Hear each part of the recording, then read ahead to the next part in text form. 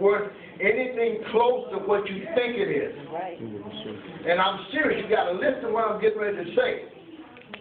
What is happening in this town is that the real estate speculators and the banks are reducing the sale on their property.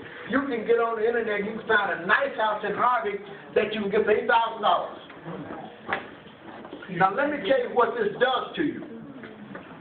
When you go to get a loan on your property, they look at the value of the property, what's been sold. They predicate your loan based on what was sold around you, comparably. And if you got a nice house that's been sold for $80,000, they're not going to give you $90,000 on your house when it comes time for that loan. It's based on what's selling in your area. If the city does not move in and stop this, the tax buyers are going to have your property. Because when they sell that house next to you for $7,000 and you can't get a loan on your property, your taxes are going down. Your taxes are not going to go down. So what is happening is the value of your property is going down and your taxes are going up. This is a paradox. And if the city does not step in and stop this kind of speculation, they're going to end up with your house because you can't pay the taxes. And it's happening every day. There are people that cannot get a reverse mortgage on their homes because the value, they say the value is not there. They pay for their houses. One lady came in and said they wouldn't give me a reverse mortgage. She's 68 years old because there's 5 houses in my block that's boarded up and 2 burnouts. They would not give her a reverse mortgage. That's a government program where you don't even have to do a credit check, but they will not give them a reverse mortgage. So this is critical. The people we got in City Hall right now do not understand this or won't do anything about it. And the biggest value you got is your home. That's your greatest asset. And you're in danger, I'm telling you. This is not scare tactics. This is the truth. Just look at your tax bill going up and try to get an appraisal on your house to see what your house is worth. So it's important that you understand this. Our public safety, nobody feels safe that I know of in this town.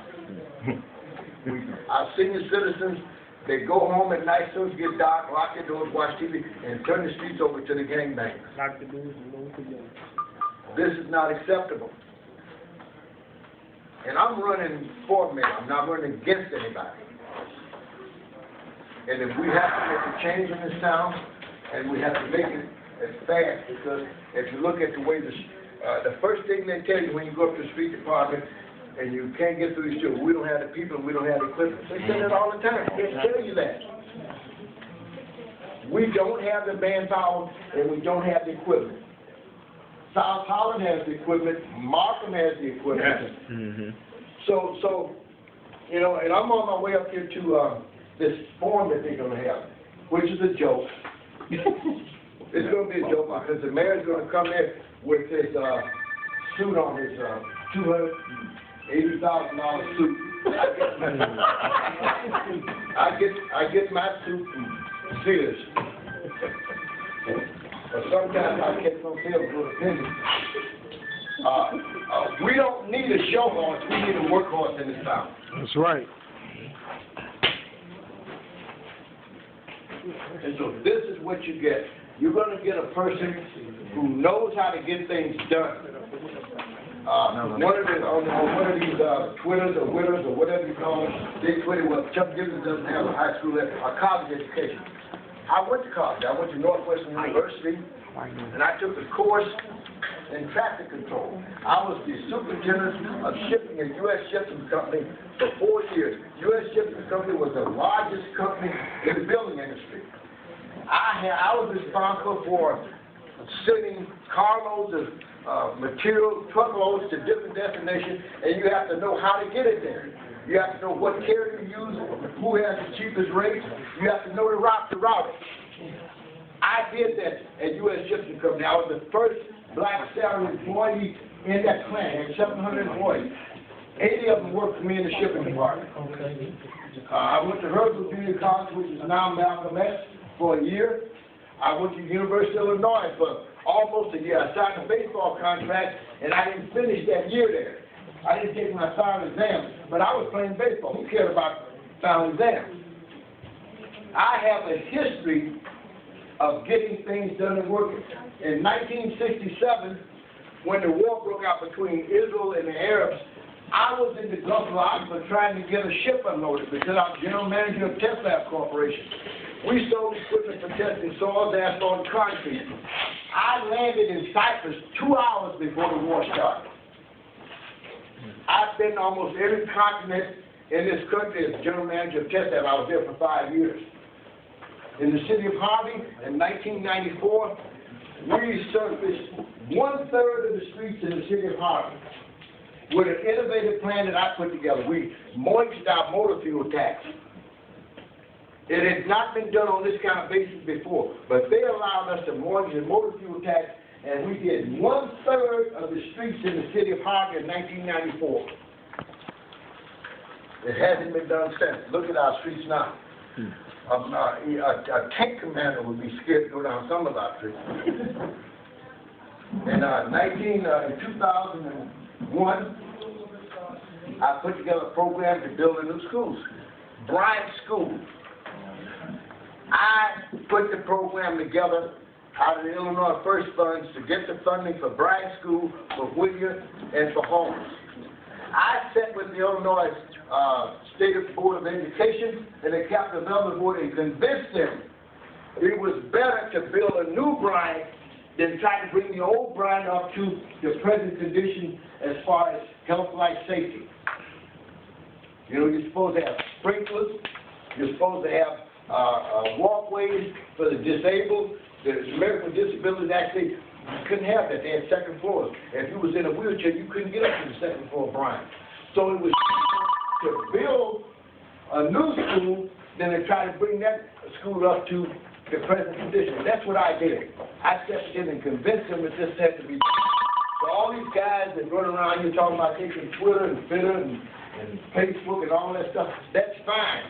But when you're sitting across the table from Walmart trying to convince them to come to Harvey, that man's going to ask you if you can Twitter. He's going to ask you, what are you going to do to protect my $1 million worth of investment I'm getting ready to put in your town? That's what he's going to ask you.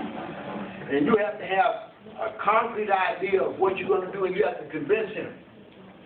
Several months ago, I had to convince Nuveen to buy $5 million worth of bonds from the city of Harvey. Our bond rating is below junk bond status. As a matter of fact, I always tell people, we would have a problem going to the payday loan store and getting some money from the city of Harvey. So I had to sit down and talk to Nuveen and explain to them that these TIF bonds, which incidentally did not increase the taxes on the people of the city of Harvey because they're in the TIF, and the TIF, all those monies go into that TIF.